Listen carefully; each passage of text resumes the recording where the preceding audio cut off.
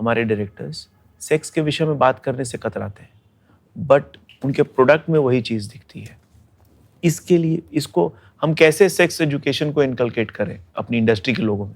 जैसे बच्चा है उसको तो पढ़ाया जा सकता है, इनको कैसे पढ़ाया जाए? एक्टर टू एक्टर अंडरस्टैंडिंग की बात करते हैं कि कोई सीन है, सर्टेन सीन है, हमें आके डायरेक्टर क्लियर बताते हैं कि in this seen this is what is the mood, और वो ये ऐसा है ऐसा है ऐसा है, हम यहाँ से यहाँ तक कैमरा रखने वाले हैं, ये चीज़ है।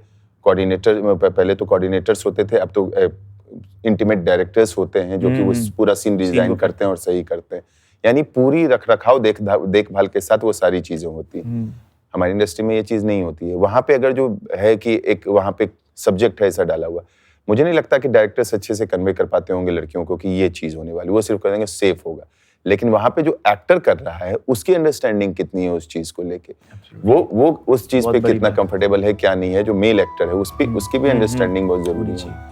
तो जब तक आप चीज़ों को खुल के बात नहीं करेंगे, क्या इसमें ये बोला जा सकता है कि शायद उस चीज़ का कोई सीनियर जूनियर फायदा उठा रहा है?